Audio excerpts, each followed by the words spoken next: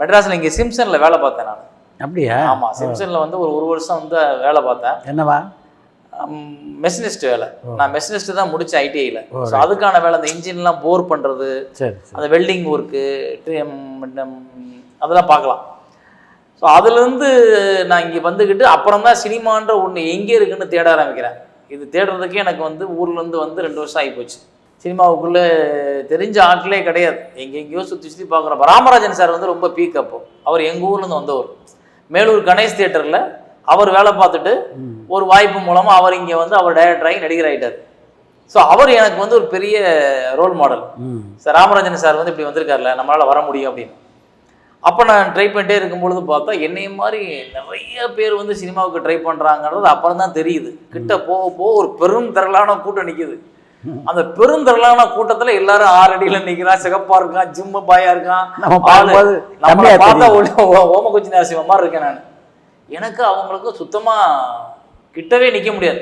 அப்படி பார்த்தா கடைசியில் நம்ம இப்போ சொல்ல போனால் அந்த ஒரு கூட்டத்தில் நிற்கிற ஒரு ஆளாக தான் நம்மளை செலக்ட் பண்ணுவாங்க. ஸோ அப்படி ஒரு கேள்வி வந்ததுக்கு அப்புறம் தான் எனக்கு வந்து ஒரு மாற்றமே தோணுது. ஸோ இப்படி போனால் நடிகனாக முடியாது, அப்போ நடிகனாகிறதுக்கு வேறு வழி என்னென்னு கண்டுபிடிக்கணும் அப்படின்றப்ப டைரக்டர்ஸ் ஃபேமஸ் ஆகுறாங்க.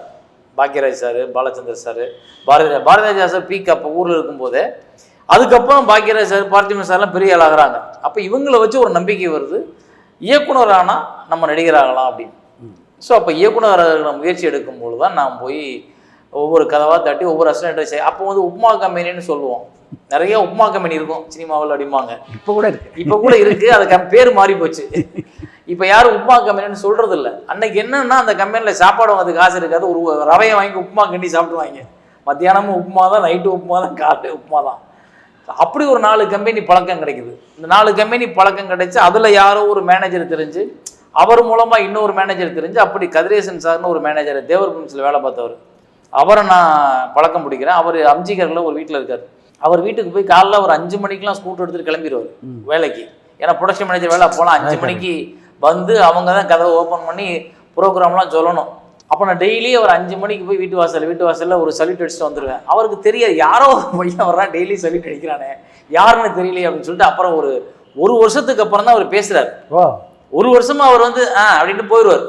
அப்புறம் சில நாள் பார்க்கவே முடியாது, ஷூட்டிங் போயிடுவார். அப்போ 1 வருஷத்துக்கு அப்புறம் அவருக்கு பழக்கம் ஏற்படுது. அப்புறம் கூப்பிட்டீங்க வாப்பா என்னப்பான்னு கேட்குறாரு. இந்த மாதிரி என்னன்னா அவங்க சொந்தக்காரங்கள்லாம் தெரியும் எனக்கு, அதையெல்லாம் சொல்லி அப்படின்னு சொன்னோன்னா, அப்படியா நீ இது முதல்ல சொல்ல வேண்டாம், நீங்கள் நிற்கவே இல்லைண்ணே, நீங்கள் வண்டி எடுத்து போயிடுவீங்க அப்படின்னு. சரி வான்னு சொல்லி அவர் வந்து நாளும் தெரிந்தவன்னு அப்போ ஒரு கவுண்டமணி சார் படம் பண்ணுறாரு. கவுண்டமணி விஜய் நடித்த படம். கவுண்டமணி சார் இப்போ ஹீரோ. அந்த படத்தில் என்னை வந்து ஆஃபீஸ் பாயாக சேர்த்துக்கிறாரு.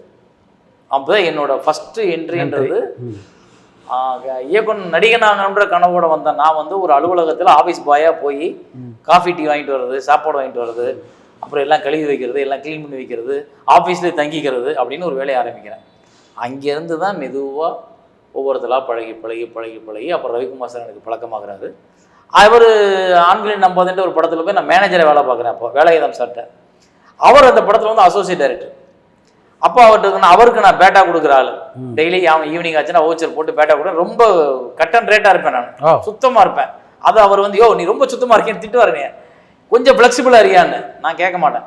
ஸோ கொஞ்ச நாளில் வந்து அந்த மேனேஜர் வழியும் பிடிக்காமல் போச்சு. ஏன்னா அது சும்மா இருந்தாலே பழி வரும். அப்போ நான் ரொம்ப நேர்மையாக இருந்தால் ரொம்ப பழி வந்தோடனே அது வேணான்னு தூக்கி போடுறேன். அப்போ தான் ஒரு வருஷம் மறுபடியும் அலைகிற அசிஸ்டன்ட் இருக்குது. இந்த காலகட்டத்தில் எவ்வளோ சம்பளம் ஸ்டாரனுக்கு? இந்த மேனேஜராக வேலை செய்யும் போது 2000 ரூபா சம்பளம். 2000 ரூபா ஒரு படத்துக்கா? அப்போ நான் அதை சொல்கிறேன் கேளுங்க, படத்துக்கே 2000 ரூபா சம்பளம். அதுக்கப்புறம் ரவிக்குமார் சார்ட்ட வந்து நான் புரியாத புதிர் ஜாயின் பண்ணுறேன். ஏன்னா புது வசந்தம் ஹிட் ஆகுது. புது வசந்தம் ஹிட் ஆனோடனே சூப்பர் சௌத்ரி சார் தான் அப்போ வந்து பெரிய கம்பெனி. ஏன்னா இருக்கிற எல்லா இயக்குனர்களும் அங்கே தான் முட்டுவான்.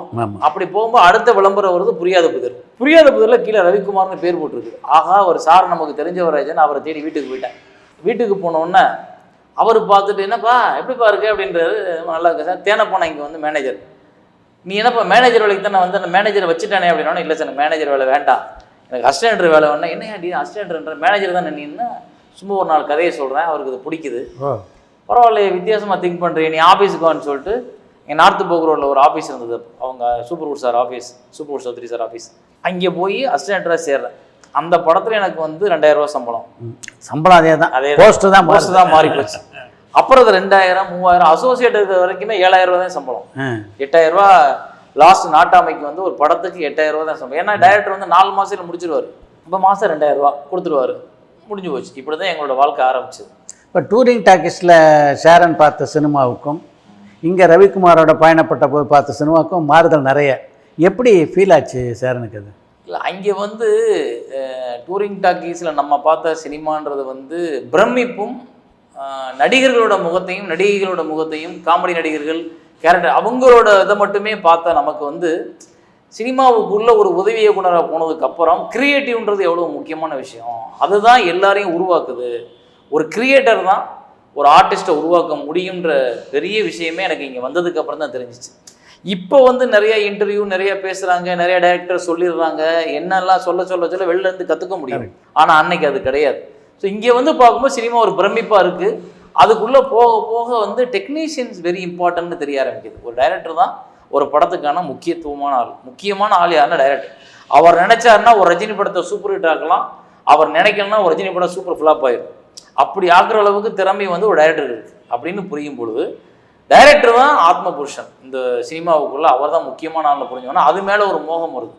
அப்போ நம்ம வந்து டைரக்டர் ஆகிறதுக்கு என்ன வாய்ப்புன்னு தான் அப்புறம் நான் செல்ஃப் ரியலைஸ் பண்ணிட்டு டைரக்டர் ஆகிறதுக்கு போகிறேன். டைரக்டர் ஆக போகும்போது தான் நான் என்னை பற்றி யோசிக்கிறேன் உட்காந்து. அப்போ தான் எனக்கு இருக்கிற கதை கவிதை நான் என்னெல்லாம் அப்சர்வ் பண்ணி வச்சுருக்கேன், எப்படிலாம் எழுத முடியும், எனக்கு எழுத்து எப்படி வரும்னு நான் அதுக்கப்புறம் தான் உட்காந்து எழுதி பயிற்சி பண்ணும்பொழுது இதெல்லாம் பாராட்டப்படுது. டிஸ்கஷன் ஒன்று நடக்கும் முன்னாடி ஒரு 3 மாதம் உட்காந்து கதையை பேசுவோம். கதையை பேசி கதையில் காட்சிகளை ஒன்றுன்னா ஹீரோ இன்ட்ரோடக்ஷன் பங்காளி சந்திச்சுக்கிறாங்க எப்படி அதெல்லாம் வரும். இதுல எல்லாம் சீன் சொல்லும் பொழுது தான் நம்ம கிட்ட இருக்க அந்த கிரியேட்டர் வெளியே வருவான். அந்த கிரியேட்டர் வெளியே வர நம்மளை மட்டும் இன்னொருத்தன் சீன் சொல்லிட்டான்னா நம்ம யோசிப்போம், நாளைக்கு நம்ம அதை விட பிரமாதமா ஒரு சீன் சொல்லணும் அப்படின்னு நமக்கு ஒரு போட்டி வரும். அப்புறம் நம்ம ஒர்க் பண்ற படத்துல வந்து நம்ம சொன்ன காட்சி வந்து படத்துல வந்துருச்சு அப்படின்னா அதை தியேட்டர்ல பார்க்கறதுக்கு ஒரு ஆர்வம் வரும். அந்த தியேட்டர்ல ஆடியன்ஸ் என்ன ரிப்போர்ட் பண்றாங்கன்னு அது உள்ள போய் அந்த சீனை பார்த்துட்டு வர சூப்பர் அப்படின்னு இந்த கை தட்டிட்டோன்னா நமக்கு நம்ம டைரக்டர் ஆயிடுவோம் அப்படின்ற ஒரு நம்பிக்கை வரும். இதையெல்லாம் அன்னைக்கு சினிமா விதைச்சிக்கிட்டே இருந்துச்சு. பட் இன்னைக்கு சினிமாவில் டிஸ்கஷனே இல்லாமல் போச்சு. பிரபுதேவா நடிக்க வேண்டியது ஃபர்ஸ்ட். விக்ரமுக்கு முன்னாடி பிரபுதேவாவுக்காக அட்வான்ஸ் கொடுத்து பிரபுதேவாவுக்காக ஜஸ்வந்த் மண்டாரிட்ட வந்து வட்டிக்கு கையெழுத்து போட்டு வாங்கி அப்படித்தான் நான் என்னோட ஆஃபீஸ் எடுத்தேன் சிவசைலம் ஸ்ட்ரீட்ல. அதான் ஃபர்ஸ்ட். ஆஃபீஸ்க்கு அட்வான்ஸ் கொடுத்து பிரபுதேவாவுக்கு அட்வான்ஸ் கொடுக்கணும். ஒரு நாள் டிலே ஆனதுனால பிரபுதேவா நடிக்க மாட்டேன்ட்டார். அட்வான்ஸ் கொடுக்க லேட் ஆனதுனால ஒரு நாள் டிலே ஆனதுனால அவர் நடிக்க மாட்டேன்ட்டார். அப்புறம் தான் விக்ரம் பேசினது. ஒரு விக்ரம் வந்து என்னன்னா முதல்ல இருந்தே அவர் இந்த சேது படம் வந்ததுலேருந்தே என்னோட தொடர்ந்து டச்சில் இருந்துகிட்டே இருப்பார். நல்ல படம் பண்ணணும். சரி. அப்புறம் விக்ரம் வந்து என்னோட படம் கமிட் ஆகும்போது ஜெமினி வந்துருச்சு. அது படம் வந்து அவர் நடிக்க வாய்ப்பு வந்துருச்சு. ஆமாம். ஒரு கமர்ஷியல் படம் நடிச்சுட்டு வந்துடுறேன்ட்டு அவர் போனார். அவர் போற கேப்ல தான் நான் பாண்டவர் பூமி போனேன். பாண்டவர் பூமி போயிட்டு வரும்போது ஜெமினி ரிலீஸ் ஆகி சூப்பர் ஹிட் ஆயிடுச்சு. பெரிய ஹிட் ஆனோன்னா அவர் ஆட்டோகிராஃப் வேணான்ட்டார். அதுலதான் அது மாறினது. அப்புறம் திருப்பி நான் ஆட்டோகிராஃப் பண்ண வந்தேன். இதுக்கு அந்த கதையை கேட்கிறாரு. பாண்டவர் பூமியில தான் தங்கர்பச்சான் அந்த கதையை கேட்கிறாரு. கேட்டுட்டு அவருக்கு என்ன பயம் வந்துருச்சுன்னா இது அழகி மாதிரி இருக்கு, இப்போ ஆட்டோகிராஃப் எடுத்துட்டானா நம்ம அழகி எடுக்க முடியாதுன்னு சொல்லிட்டு பாண்டவர் ஷூட்டிங்ல இருந்து வந்து பாதியில வந்துட்டாரு. நான் போய் அழகி எடுக்க போறேன் போடா அப்படின்ட்டு கிச்சாசை கொண்டாந்து விட்டுட்டு இவர் போயிட்டாரு. தங்கர் என்னையா ஏமா இருக்குன்னா எனக்கு இப்பதான் ப்ரொடியூசர் ஓகே பண்ணிக்க, நீ சும்மா இரு, அதை எடுத்தா நான் மாட்டிக்குவேன், என் லைஃபே போயிரும்ட்டு அவர் வந்துட்டாரு. வந்து அவர் ஒரு ப்ரொடியூசரை பிடிச்சி சேலத்துக்கார ஒருத்தரை பிடிச்சி அழகி ஷூட்டிங் போயிட்டாரு. நான் பாண்டவர் முடிக்கிறேன். முடிச்சு வரும்போது அழகியும் முடிஞ்சிருச்சு. அழகியும் முடிஞ்ச உடனே பாண்டவர் போய் முடிச்சு ரிலீஸ் ஆகுது. இப்போ அழகி ரிலீஸ் ஆக முடியல, தத்திக்கிட்டே இருக்கு.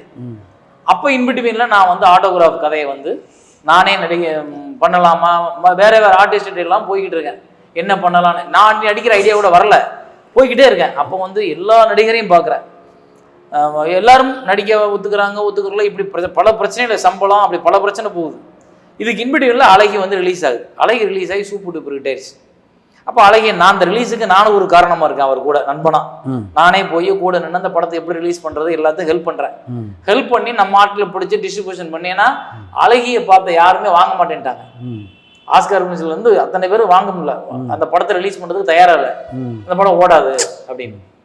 பல நல்ல படங்களுக்கு இது நடந்தது. சேது எப்படி ஓடணும்னு சொன்னாங்களோ அது மாதிரி இதையும் ஓடாட்டாங்க. அப்புறம் நான் மதுரையில இருந்து என்னோட டிஸ்ட்ரிபியூட்டர் தெரிஞ்ச நண்பர்களை கூப்பிட்டு போட்டு காமிச்சு நம்ம ரிலீஸ் பண்ணணும்னு சொல்லி ஓன் ரிலீஸ்ன்னு சொல்லி தான் பிளான் பண்ணி பண்றோம். பண்ணிருந்தா அந்த படம் சூப்பர் டூப்பர் ஹிட், பம்பர் ஹிட்டா போகுது. பம்பர் ஹிட்டா போனா எல்லாரும் அப்படி பாக்குறாங்க, என்னடா நான் எனக்கு ஒரு சந்தோஷம். சரி தங்கர் படம் ஜெயிச்சிருச்சு.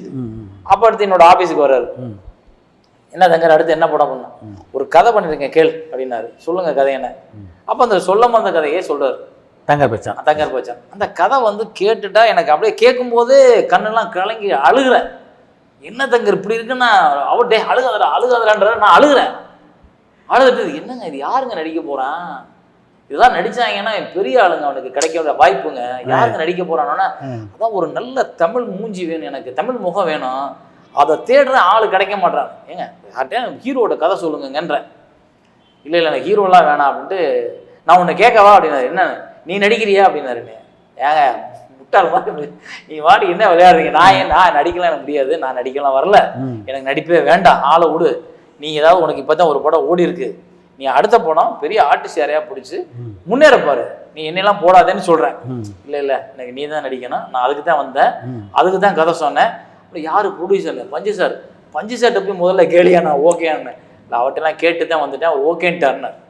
அப்புறம் தான் அந்த படம் நடிக்கிற ஆசை, மறுபடிக்கும் அந்த கதை மேல உள்ள ஈர்ப்பு தான் நடிக்க ஆரம்பிக்கிறேன். நடிக்க ஆரம்பிச்சா அந்த படம் ஹிட் ஆகுது. அந்த படம் ரிலீஸ் ஆகி அந்த படம் ஓடின உடனே திருப்பி ஆட்டோகிராஃபுக்கு நானே நடிக்கின்ற முயற்சி வரல. அப்பவும் நான் பண்ணல. ஏன்னா போதும் ஒரு படம் ஆசைக்கு வந்தோம் நடிச்சிட்டோம், இதுக்கப்புறம் என்ன மறுபடியும் நடிக்கிறது அப்படின்னு சொல்லிட்டு அது வேணான்னு சொல்லிட்டு மறுபடியும் 4 பேர் ஸ்ரீகாந்த் வரைக்கும் கதை சொல்றேன். அப்ப ஸ்ரீகாந்த் ஏப்ரல் மாதத்துலாம் ஓடுது. இந்த பையன் நல்லா இருப்பானே, யாரை பார்த்தாலும் எனக்கு ஆட்டோகிராஃப்ல போட்டலாம் அப்படின்னு தோணிச்ச ஒழிய நான் நடிக்கணும்னு தோணலை.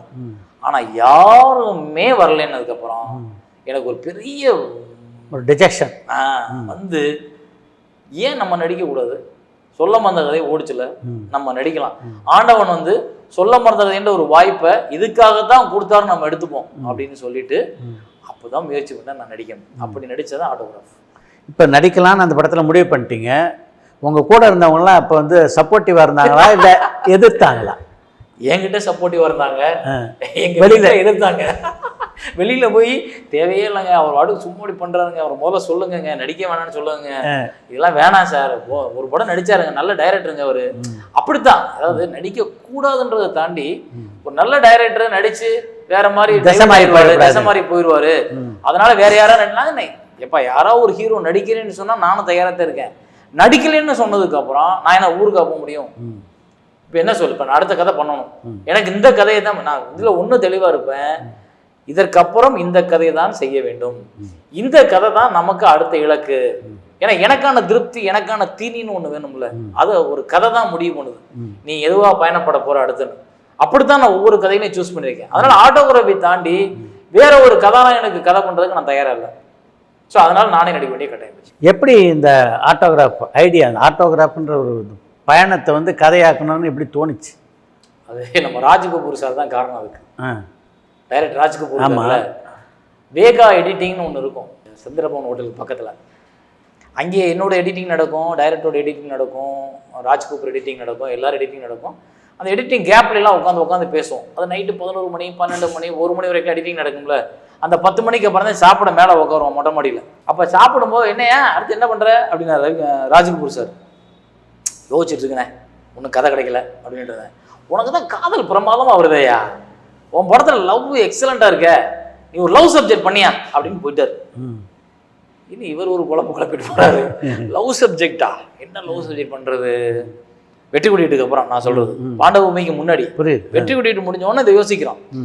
வெற்றி கொடி 8 நல்லா இருந்துச்சியா, ஆனா உனக்கு லவ் சூப்பரா வருதியா, அவன் படத்துல லவ் படம் பண்ணியான்ட்டு போயிட்டாரு.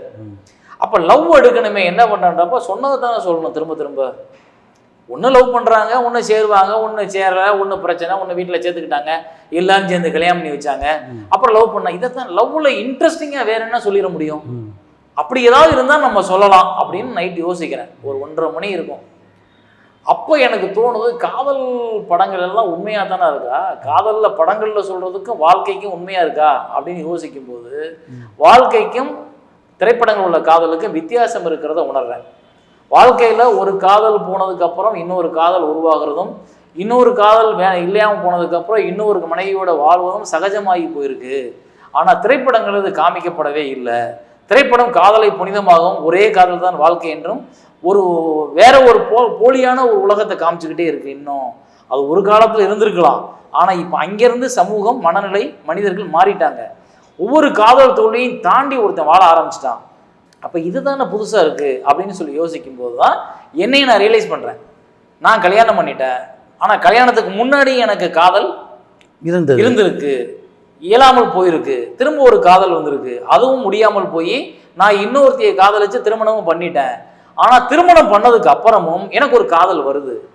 அப்போ காதல்ன்றது ஒரு இடத்துல முடங்கி போகிற, ஒரே ஒரு இடத்துல புதைஞ்சு போகிற ஒரு விஷயம் கிடையாது. அது அப்பப்போ மாறும். அப்பப்போ அந்தந்த ரசனைக்கேற்ப, அந்தந்த வாழ்க்கைக்கேற்ப, அந்தந்த சூழலுக்கேற்ப மாறும் அப்படின்னு காதல். நான் சொல்கிறது செக்ஸ் இல்லை, காதல். அதை எனக்கு புரிதல் வருது. இந்த புரிதல் தான் ஆட்டோகிராஃபாக மாறும். அந்த படத்தினுடைய வெற்றிக்கு பிறகு வந்து தொடர்ந்து நடிகராகவே பயணம் பண்ணுறோன்னு முடிவு பண்ணீங்களா, இல்லை மற்ற நடிகர்களை வச்சு டைரக்ட் பண்ணலான்ற ஒரு ஃபீல் இருந்ததா? ஆட்டோகிராஃபுக்கு அப்புறமும் தவமாய் தவம் வந்திருக்கு, மறுபடியும் நடிகரை தான் தேர்னேன். நான் சொன்னேன், மம்முட்டிகிட்ட போய் கதை சொன்னேன், என் கேரக்டருக்கு ஒரு முக்கியமான நடிகரை சொன்னேன். அவங்கெல்லாம் அந்த கதையை பண்ணுறதுக்கு யோசிச்சாங்க. ஏன்னா என்னோட கதைகள் வந்து ஒரு கதாநாயகன் அந்தஸ்துக்கான கதைகளாக இருக்காது. இது வந்து வாழ்க்கையில் எங்கேயோ ஒரு இடத்துல நானும் தவறு பண்ணுறவனா, நானும் இயலாதவனா, நானும் இந்த சமூகத்தில் தொலைஞ்சு போகிற ஒருத்தனாவெல்லாம் என்னோட கதாபாத்திரம் இருக்கும். இதுவாவெல்லாம் இந்த கதாபாத்திரங்களில் இந்த கதாநாயகர்கள் ஜொலிக்கிறதுக்கான வாய்ப்புகள் இருக்காது. இப்போ இந்த தவமாய் தவம் அந்த படத்தை எடுத்துக்கிட்டா, அதில் நான் அப்பா அம்மா வந்து ஏற்கனவே மூத்த மகன் பொண்டாட்டியை கூட்டி வீட்டை விட்டு போயிட்டான், இடிஞ்சு போய் உட்காந்துருப்பாங்க. அந்த இடிஞ்சு போய் உட்காந்துருக்க அந்த காலகட்டத்தில் நான் என்ன பண்ணுறேன், என் காதலியோட போய் கை சேர்க்கிறதுக்காக அதே அப்பா அம்மாவே மறுபடியும் காயப்படுத்திட்டு எந்திரிச்சு போகிறேன். ஆமாம். இப்படி ஒரு காட்சியை ஹீரோ பண்ணுறதுக்கு ஒத்துக்க மாட்டாங்க. அப்போ என்னோட கதைகள் வந்து கதாநாயகனை சார்ந்து கதை பண்ணுறது எனக்கு ரொம்ப குறைவாக, ஹீரோயிசம் அடிப்படை. அப்போ இந்த மாதிரி கதைகளை அவங்க நடிக்க தயாராக இல்லாதப்போ எனக்கு இந்த கதையை இழக்க விரும்பலை. ஏன்னா தவமாய் தவம் வந்து கதை அது இல்லையே. தவமாய் தவம் வந்து ஒரு அப்பாவோட வாழ்க்கை தானே. அதனால நான் என்ன பண்ணுறேன், நானே நடிக்கிறதுக்கு தயாராகிறேன். இப்படி தான் என்னோட எல்லா கதைகளுமே நான் நடிக்கிறதுக்கு நான் தள்ளப்பட்டிருக்கேன். கதை உருவாகும் போது அது வேறையாக. இப்போ நான் மாயக்கண்ணாடி கதை வந்து தனுஷ் இல்லாடி சிம்பு நடித்தா சூப்பராக இருந்திருக்கும். மாயக்கண்ணாடி அதை நான் நடித்தது தான் தவறு அந்த கதையில். ஏன்னா என்னைய வந்து ஒரு இமேஜில் வச்சுட்டாங்க. நான் வந்து அந்த அரக்க பறக்கான வாழ்க்கையில் எதையோ ஒன்று சாதிச்சினாலும் ஓடுற அந்த மாயக்கண்ணாடி குமாரா வந்து என்னால் அதுக்குள்ளே போக முடியல. அதுக்கு வேறு நடிகரை முயற்சி பண்ணீங்களா? அப்படியா? ஒவ்வொரு கதையை இப்போவும் சரி, இப்போவும் நான் ஒரு கதைக்கு ஒரு நடிகரோட பின்னாடி அலைஞ்சிக்கிட்டு தான் இருக்கேன். கதையை கேட்க சொல்லி கேட்டுட்டு தான் இருக்கேன். ஆனால் அவங்க இடம் கொடுக்கலன்றப்ப நான் என்ன பண்ணுறது? நான் ஒரு நல்ல கதை பண்ணி வச்சுருக்கேன். அந்த கதைக்கு வந்து சிவகார்த்திகேயன் சாரோ இல்லை தனுஷோ இல்லை நடித்தா நல்லா இருக்கும். நானும் ஃபோன் பண்ணிகிட்டே தான் இருக்கேன், கிடைக்க மாட்டேன்றாங்க. அவங்க பிஸியாக இருக்காங்க, இல்லை அவங்க அந்த கதை மேலே நம்பிக்கை வராமல் இருக்குது. அப்போ நான் வேறு வழி இல்லை, இப்போ நானே பண்ண போகிறேன். இதுக்காக நான் என்ன பண்ண முடியும்? இதுக்காக நான் ட்ராவல் பண்ணாமல் உட்கார முடியாதுல்ல. சேரன் ஒரு மிகப்பெரிய இயக்குனரான காலகட்டத்தில் பல நடிகர்கள் வந்து அது மாதிரி உங்கள் படம் டைரக்ஷன் நடிக்க ஆசைப்பட்டிருக்கலாம். அப்போ முன்னணி நட்சத்திரங்களாக இருந்த கமல்ஹாசனோ, ரஜினிகாந்தோ, விஜய்தோ, யாருமே நீங்கள் ஏன் முயற்சி பண்ணல? முயற்சி பண்ணலேன்னு இல்லை, முயற்சி நடந்தது. ரஜினி சார் வந்து பொற்காலம் முடிஞ்ச உடனேயே என்னை கூப்பிட்டு கௌரவிச்சு செயின்லாம் போட்டு எனக்கு பெரிய அங்கீகாரம் கொடுத்து, அப்புறம் அடுத்து கதைகள் கூட பேசினார். சில கதைகள்லாம் பண்ணலாம், இப்படி பண்ணலாமா அப்படி பண்ணலாமா சும்மா ஒரு ஐடியா பேசினார். பட் தொடர்ந்து அதுக்கப்புறம் நடக்கலை. எங்கேயோ திசை மாறிடுச்சு. அது எனக்கு பொதுவாக வந்து இந்த ஹீரோயிசமான கதைகள் பண்ணுறதை வந்து பெருசாக நான் எடுத்துக்கல. நான் அது நினைக்கவே இல்லை முதல்ல இருந்து. ஆனால் ஆட்டோகிராஃப் கதை வந்து முடிச்சதுக்கப்புறம் எனக்கு விஜய் சார் வந்து கதை கேட்டார். அது விஜய் சாரோட படத்தை மிஸ் பண்ணதுன்றது நான் பண்ண சில தவறுகளில் அது ஒரு முக்கியமான தவறு. ஏன்னா எனக்கு அவர் தேதி கொடுத்துட்டாரு, கன்ஃபார்ம் பண்ணிட்டாரு, கதை ஓகேன்னு சொல்லிட்டாரு. உங்க ப்ரொடக்ஷனேவா? இல்லை, வேற அந்த அப்பச்சன் தயாரிப்பாளர். அவருக்கு ஒரு இந்த நண்பர்கள்லாம் படம் பண்ணார்ல, அந்த அப்பச்சனோட தயாரிப்பாளர், அவருக்கு ஒரு டேட்டு கொடுத்துருந்தாரு. அந்த டேட்டுக்கு என்னோட கதையை ஓகே பண்ணிட்டாரு. சரி, ஓகே பண்ணி அவர்கிட்ட போய் சொல்லி கதை பிரமாதமாக இருக்குது, நல்லா இருக்குன்னே பண்ணுவோம். ரொம்ப நல்ல சின்சியர் அண்ட் டெடிகேட்டிவான ஆர்டிஸ்ட். கதை கேட்கும்போது எந்த டைவர்ஷனும் இல்லாமல் கிளீனாக ஃபோக்கஸ் ஆன் சப்ஜெக்ட் அப்படின்னு கேட்டுட்டு, சூப்பர், 2 மணி நேரம் இல்லை நீங்கள் 3 மணி நேரம் சொன்னாலும் ஒரு இம்மி கூட நகல மாட்டார், ஓஹோ, ஒரு இம்மி கூட அசையவோ போயிட்டு வரவோ அதெல்லாம் செய்ய மாட்டார், சுருக்கமாக சொல்லுங்கலாம் கேட்க அதெல்லாம் சொல்ல மாட்டார், அப்படியே கேட்டுட்டு இருப்பார். நான் சிவாஜி சாருக்கு அப்புறம் அவர் அந்த வாயை பார்த்துருக்கேன். சிவாஜி சார்கிட்ட நான் கதை சொல்லியிருக்கேன். தேசிகீதம் படத்தில் விஜயகுமார் சாரோட கேரக்டர் வந்து சிவாஜி சார் பண்ண வேண்டியது. எப்படி மிஸ் ஆச்சு அது? அப்போ சிவாஜி சாருக்கு உடல்நிலை சரியில்லை. எனக்கு நான் சிவாஜி சாரை பெரும் பயங்கரமான வெறியன். எனக்கு அவரை கொண்டு போய் இந்த காரைக்குடி வெயிலுக்குள்ளே இறக்கி நடந்து வாங்க போங்கன்னு சொல்லி அதை அந்த துயரத்தை அவருக்கு கொடுக்கறதுக்கு எனக்கு மனசு ஒத்துக்க மாட்டேங்குச்சு. உடம்பு சரியில்லாமல் இருந்தார். அப்போது அது அவருக்கு பிரச்சனையாக மாறுமே அப்படின்றதுக்காகவே நான் அது வேண்டாம்னு சொல்லி அதை கதையெல்லாம் சொல்லி ஓகே பண்ணி விட்டுட்டேன். அப்புறம் நான் அப்படி பார்த்தது வந்து அவ்வளவு கவனமாக கதை கேட்டது வந்து விஜய் சார். அவர் தேதியும் கொடுத்துட்டார். அப்போ நான் தவமாயத்தவம் வந்து ஷூட்டிங் போயிட்டு இருக்கு. எனக்கு இந்த ஒரு படம் முடியாமல் இன்னொரு படத்துக்குள்ளே ட்ராவல் பண்ண முடியாது. எனக்கு அப்படி ஒரு வியாதி. எனக்கு அந்த படம் அதுவே உள்ளே இருக்கும், அதுக்குள்ளேயே கிடப்பேன். அதை முடித்து அதையெல்லாம் எடுத்து முடித்து வெளியே போய் பார்த்து அதெல்லாம் மைண்டை விட்டு கரெக்டை தூக்கி போட்டால் தான் இன்னொரு படம் பண்ண முடியும். ஆனால் தவமாயத்தவம் வந்து ப்ராக்டிக்கலாக வந்து நிறைய ஒர்க்கு தேவைப்பட்டதுனால, உழைப்பு எல்லாரோட உழைப்பும் தேவைப்பட்டதுனால டைம் எடுத்துருச்சு ஷூட்டிங் முடிகிறதுக்கு. அதுக்குள்ளே இவர் படம் டேட் வந்துருச்சு. அப்போ நான் அவர்கிட்ட வந்து இல்லை, இப்போ இந்த படம் முடியாமல் என்னால் ஆரம்பிக்க முடியாது அப்படின்னு நான் சொல்லிட்டேன். அது ஒன்று தான் நான் பண்ண தவறு. நான் அன்னைக்கு அந்த படத்தை பண்ணியிருந்தேன்னா இன்னைக்கு அதை நம்ம வேற மாதிரியான ஒரு இடத்துக்கு நகர்ந்துருக்கலாம். அவரும் கொண்டு போயிருப்பாரு. இப்போ ஒரு நல்ல நட்பு இருந்திருக்கும், ஏதோ ஒன்று நடந்திருக்கும். இன்னைக்கு வரைக்கும் அதுக்கப்புறம் அந்த பண்ண தவறு சரி பண்ண இப்போ வரைக்கும் என்னால் சரி பண்ண முடியல. அடுத்து ஒரு கதையை போய் அவர்கிட்ட சொல்கிறதுக்கு உட்கார முடியல. ஸோ சில தவறுகள் நம்மளை வாழ்க்கை பூரா அனுபவிக்க விட்டுக்கிட்டே இருக்கும். அப்படி ஒரு தவறு. அதனால் நான் யார்கிட்டையும் பெரிய ஆட்கள்கிட்ட அதுக்கப்புறம் போக முடியல. டைரக்டர் சேரன் வந்து தயாரிப்பாளர் சேரனா மாறினது உங்கள் பிரச்சனைகளுக்கு கொஞ்சம் கொஞ்சம் காரணம் அப்படின்னு நினைக்கிறீங்களா? நிறையா. ஏன்னா ரெண்டு வகையில் உணர முடியாத, ஒரு பக்கம் வந்து பொருளாதார ரீதியாக வந்து பிரச்சனை, ஆனால் மனநிலை ரீதியாக வந்து திருப்தி. ஒரு தயாரிப்பாளராக மாறினதுக்கான காரணமே வந்து சுதந்திரம் தேவைப்பட்டதுனால தான். ஒரு காட்சியை இப்படி எடுக்கலாம், ஒரு காட்சியை இன்னைக்கு எடுக்க வேண்டாம், இந்த காட்சியை இவ்வளவு செலவழிக்கலாம், இந்த காட்சிக்கு நம்ம பொறுத்து வெயிட் பண்ணி எடுக்கலாம் அப்படின்ற சுதந்திரங்கள் வந்து வேறு தயாரிப்பாளராக இருக்கும் பொழுது நம்மளால் எடுக்க முடியலை. அதை அவங்களுக்கு விளக்கமும் சொல்ல முடியலை. ஏன்னா நான் வந்து எப்போவுமே பட்ஜெட் ஆனால் பரவாயில்லைங்க அப்படின்னு நினைக்கிற ஆள் கிடையாது. நான் என்னோடய படங்கள் பூராமே பட்ஜெட்டுக்குள்ளேயே தான் முடிச்சிருக்கேன். ஆனால் எனக்கான ஒரு சுதந்திரம் தேவைப்படும். அந்த சுதந்திரம் எனக்கு வெளி தயாரிப்பாளர்கள்ட்ட கிடைக்கல. ஏதோ ஒரு காரணம், ஏதோ ஒரு மிஸ் அண்டர்ஸ்டாண்டிங், அப்புறம் நம்ம ஒன்று எடுத்து முடிப்போம், அவங்க வேற ஒன்றா வெளியில் சொல்கிறாங்க. இதெல்லாம் வந்தது. பொற்காலம் வந்து நாங்கள் வந்து 58 நாள் எடுத்த படம் பொற்காலம். 46 நாள் நாங்கள் மைசூரில் ஷூட் பண்ணிவிட்டு 2 பாட்டு மட்டும் எடுக்க வேண்டிய காலகட்டத்தில் பெப்சி ஸ்ட்ரைக் வந்துருச்சு. ஆமாம். அதனால் இங்கே வந்துட்டு திருப்பி அந்த பாடலை வந்து 2.5 பாட்டு அதை வந்து அந்த 12 நாளில் நாங்கள் வேற ஆர்டிஸ்ட் வச்சு எடுத்து முடிச்சு 58 நாள் அந்த படத்தை முடிச்சாச்சு. 72 ரோல் தான் எங்களுக்கு அன்னைக்கு செலவானது. ஆனால் அந்த படம் முடிஞ்ச உடனே அது வந்து வேற மாதிரி பிரபகண்டா பண்ணப்பட்டது. நிறைய செலவழிச்சிட்டாரு, நிறைய ஃபிலிம் ரோல் செலவழிச்சிட்டாரு, 90 நாள் ஷூட் பண்ணிட்டாருலாம் ஒரு பிரபகண்டா போகும் பொழுது அதுவே தேசிகீதத்துக்கு நடந்தது. தேசிகீதம் பண்ணும்போது என்ன ஆச்சுன்னா அப்போவே டேபிள் ப்ராஃபிட் ப்ரொடியூசருக்கு. ஆனால் அவர் என்கிட்ட வந்து இல்லை எனக்கு நஷ்டம் அப்படின்னாரு. அது நல்ல கண்கூட தெரியும், முரளி சாருக்குலாம் தெரியும். ஸோ இந்த மாதிரி அவங்க வந்து ஏதோ ஒரு இடத்துல தன்னை பயன்படுத்திக்கிறதுக்காக வந்து இயக்குனரை பலிகடாவாக்குறாங்கன்னு தெரிஞ்ச உடனே எனக்கு அதில் வந்து பெரிய உடன்பாடு இல்லை. ஏன்னா நம்ம வந்து நல்லா உழைச்சி நல்லா கஷ்டப்பட்டு நம்ம நினைக்கிற மாதிரி படத்துக்கு நினச்சி கெட்ட பேர் எதுக்கு வாங்கணும்? அப்போ நம்மளே தயாரிப்பாளர் இருக்கலாம். இல்லாட்டி காப்பி பேசிடுவோம், இவ்வளோ காப்பி ஆகும் கொடுத்துருங்க உங்களுக்கு படம் வந்துடும். இதுக்கு மேலே நான் அவங்ககிட்ட ஒரு பைசா கேட்க மாட்டேன். இன்னைக்கு வரைக்கும் நான் காப்பி என்ன அமௌண்ட் ஒத்துக்கிட்டனோ அந்த அமௌண்ட்டுக்குள்ளே தான் படம் பண்ணியிருக்கேன். ஒரு பைசா கூட எந்த தயாரிப்பாளர்கிட்டையும் எக்ஸ்ட்ரா வாங்கலை. எக்ஸ்ட்ரா ஆனதுன்னா நான் கடன் சொல்லிட்டு பணத்தை கட்டியிருக்கேன். பொக்கிஷமில் 40 லட்ச ரூபா எக்ஸ்ட்ரா ஆச்சு. நான் 40 லட்ச ரூபாயை அடுத்தடுத்த படங்களில் 5 ரூபா 10 ரூபாயா ஜபாக் சாருக்கு நான் கொடுத்துருக்கேன். அதே மாதிரி மீடியா டெலிவிஷன் பாண்டவரூபம் எடுக்கும்போது 25 ரூபா எக்ஸ்ட்ரா ஆச்சு. என்னோட சம்பளம் 25 ரூபாயை கட் பண்ணிட்டு தான் கொடுத்தோம்.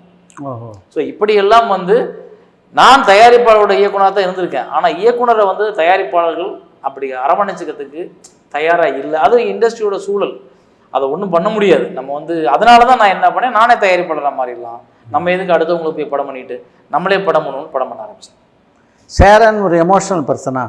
கண்டிப்பாக நிறையா பல கான்ட்ரவர்சியில் நீங்கள் வந்து சிக்கிறதுக்கு வந்து உண்மையாக இருக்கிறவங்கலாம் எமோஷனலாக தான் இருப்பாங்க. உண்மையாக இருக்கிறவன் எமோஷனலாக தான் இருப்பான். யோசிச்சு இதில் நமக்கு லாபம் இருக்கா, நமக்கு லாபம் இல்லையா, இதை பேசலாமா பேசக்கூடாதா, இந்த உண்மையை நம்ம சொல்கிறதுனால என்ன பிரயோஜனம், இல்லை இதுக்கு பொய் சொல்லிடலாமான்னு யோசிக்கிறவங்க எமோஷனலாக இருக்க மாட்டாங்க. எமோஷனல்றவன் யார்? உனக்கு தோணுனதை அப்படியே பேசுகிறவன் தானே, அப்போ உண்மையாக தானே இருப்பான். ஏன்னா நீங்கள் நடிகர் சங்க தேர்தலாகட்டும், தயாரிப்பாளர் சங்க தேர்தலாகட்டும், இந்த சைடில் வந்து நீங்கள் வந்து என்னை விட மூத்த கலைஞன், நீங்கள் வந்து என்னை விட மூத்த தயாரிப்பாளர், என்னை விட முன்னாடி சினிமாவுக்கு வந்தவங்க, உங்களுக்கு தெரியும் இங்கே உள்ள ஒவ்வொரு நகர்வும் எங்கே ஆரம்பித்து எங்கே போய் முடிஞ்சிருக்கணும். இந்த நடிகர் சங்க தேர்தலை பொறுத்த வரைக்கும் சரி, தயாரிப்பாளர் சங்க தேர்தலில் உள்ள பிரச்சனையும் சரி, நான் பேசிய விஷயம்தான் இன்னைக்கு நடந்திருக்கின்றதை உங்களால் மறுக்க முடியுமா? அது மறுக்க முடியாது. அது கரெக்ட். அப்போ ஏன் ஒருத்தங்க வந்து முன்னாடியே யோசிச்சு சொல்கிற விஷயத்தை ஏற்றுக்க கூடாதுன்னு ஏன் இந்த சங்கங்கள் நினைக்குது? இப்போ சொல்கிறாரு, இப்படி ஒரு காரணம் இருக்குமா, எதற்காக அதை சொல்கிறாரு, இல்லை எந்த பாயிண்ட் ஆஃப் வியூவில் சொல்கிறாரு? வெஞ்சன்ஸ் கிடையாது. நம்ம எதுவும் அவங்க படத்தை நடிக்கல, அவங்க நம்ம படத்தை நடிக்கல, நமக்கு அவங்க போட்டியில் வெஞ்சன்ஸே கிடையாது. ஆனால் எங்கேயோ ஒரு இடத்துல இது தவறாக போகுதுன்ற ஒரு பார்வை தான். இந்த பார்வையை அப்சர்வ் பண்ணுறதுக்கு ஏன் தயாரிப்பாளர்கள் அந்த இடத்த கொடுக்க மாட்டேன்றாங்க? அங்கே தான் கோபமும் பிரச்சனையும். அதனால தான் நான் பார்த்தேன், கொஞ்ச நாள் அமைதியாயிட்டேன். ஓகே, பட்டு திருந்துங்க அப்படின்னு. இப்போ எங்கே போய் நிற்கிறான்? சங்க ரெண்டையும் தூக்கி கொண்டு அரசாங்கத்தில் முடக்கி வச்சுட்டு யாரோ ஒரு ஆஃபீஸை சொல்கிறது கையை கட்டிக்கிட்டு, எந்த இடத்துல எந்த படம் வெளியாகுது, என்னைக்கு பண்ணணும், எப்படி பண்ண முடியும், தியேட்டரோட பிரச்சனை என்ன, எதையுமே யாரும் பேச முடியாத ஒரு சூழலில் உட்காந்துருக்கு. என்னுடைய பார்வையில் என்னென்னா, நீங்கள் சொன்ன விஷயங்கள் சரியாக இருக்கலாம், அந்த சொல்லும்போது உபயோகித்த வார்த்தை பிரயோகங்கள் கொஞ்சம் கடுமையாக இருந்தனால கூட அந்த விமர்சனத்தில் உள்ள நியாயம் வந்து அவங்களுக்கு தெரியாமல் போச்சு அப்படின்னு நான் ஃபீல் பண்ணுறேன். அந்த கடுமையான வார்த்தைகள் கூட முதல் நாள், முதல் பேட்டி, முதல் குரல்லே வந்துடல.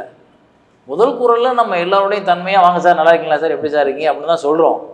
தாங்க முடியாத நிலைமை வரும். அந்த பிரச்சனையை பேசிக்கிட்டு இருக்கும்போது தன்மையாக பேசின காலகட்டம்லாம் ஓடி, அப்போலாம் அது கவனிக்கப்படாமல் போகும்போது ஆட்டோமேட்டிக்காக அந்த கோபம் வரத்தான் செய்யும்.